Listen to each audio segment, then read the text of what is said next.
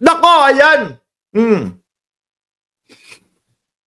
Sabi nga dito, no? Si dating Pangulong Duterte merong anti-terror bill.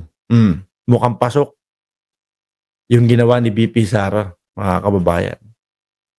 Doon. Sa pang-apat nating topic, sabi ni Limon, Gatanya, kaya wag tayong pabudol sa mga Duterte.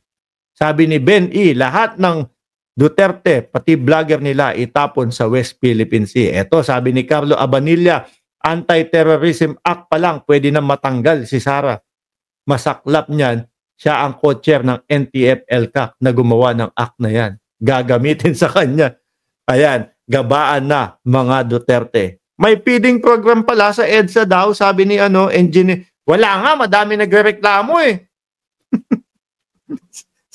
Sabi, pati pagkain, wala.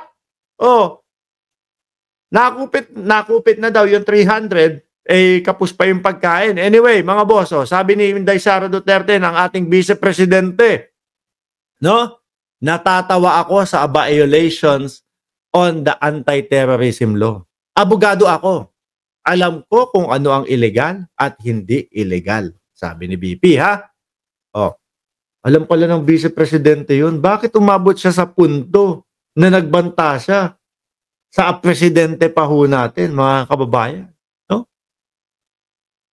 Bakit umabot sa punto na yung mga confidential funds nila ay hindi maipaliwanag at halata ng sambayan ng Pilipino na kung ano-anong topic ang kanilang ginagawa, kung ano-anong issue ang kanilang ginagawa. No, dinadivert nila sa ibang issue ang mamamayang Pilipino para lang wag matanong yung confidential funds nila. Si Piatos, sabi ni Acosta, parang hindi po totoong tao yung si Piatos.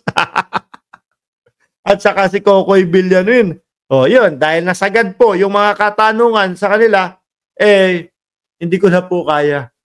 Hinimatay na din po. No? Isa-isa sila yata doon. Anyway, abogado daw ang ating Vice Presidente. Alam ko kung ano ang illegal at hindi illegal. Alam ko kung anong actionable at hindi actionable. Hindi actionable ang maghabilin ka.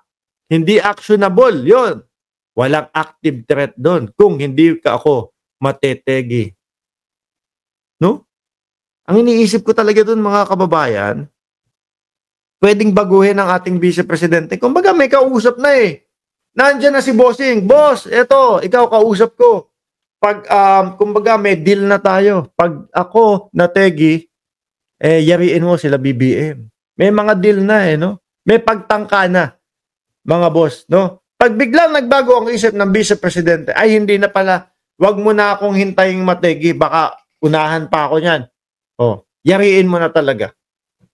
Unahan mo na, kesa maunahan pa ako. Meron ng pagtatangka, meron ng plano, mga kababayan. At isa nga po sa iniisip ko talaga, mga bossing, sinong papayag na hitman? Nategi ka na, tapos tetegihin kita, sino magbabayad sa akin? Baka bayad na. No? Baka bayad na. Yun ang iniisip ko. Sabi ni Elisa Bueno, Mark, ang problema ngayon, almost may pinag-aralan ang mga namumuno sa kaguluhan ng bansa dahil sa sariling agenda.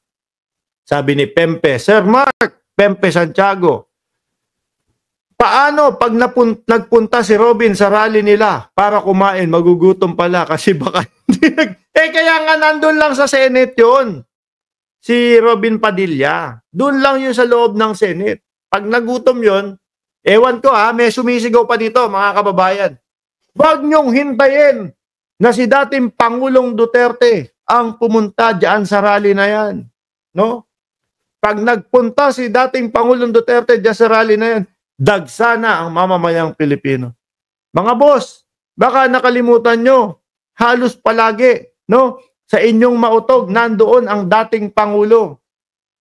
Dumagsa ba ang Pilipino? Wala. No? Kaya nga, dismayado na ang dating Pangulo. Ano sabi niya? Wala nang nakikinig sa akin.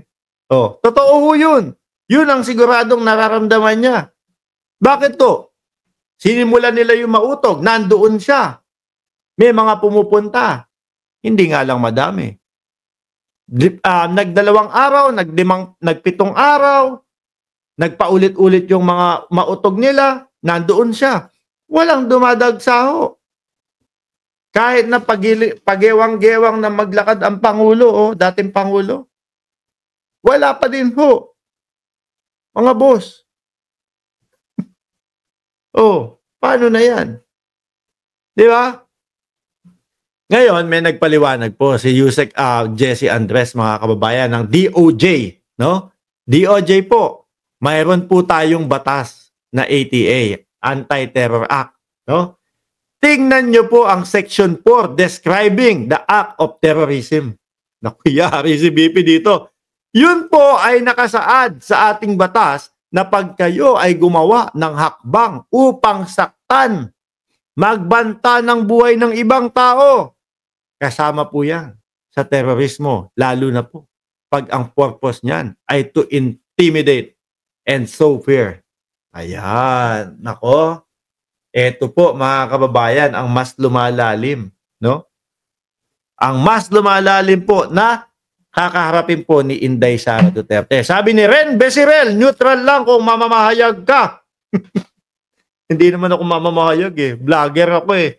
Minsan nga hindi ko pa maisip, vlogger pa talaga ako? Nakuha ko na po yung silver play button, iniisip ko, vlogger pa din ba ako? Dahil alam ko yung mga vlogger, yung mga million. Sila, hayaan nyo na sila doon.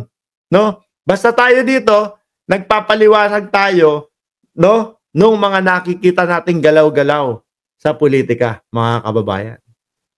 Biruin mo, ang daming kakaharapin ng dating anang vice-presidente. Actually, sama na natin sa West Philippine Sea. Kasi hanggang ngayon, hindi pa naman din siya nakakapagsalita dyan eh. No? Hanggang ngayon, hinahanap pa din ang sambayan ng Pilipino yung kanyang maisagot man lang. Kung kanino siya nakasimpatya. Sama na natin yan. West Philippine Sea. Tapos, yung confidential funds. Tapos, yung pagpugot ng ulo. Sama na yung pagpapategi sa ating Pangulo.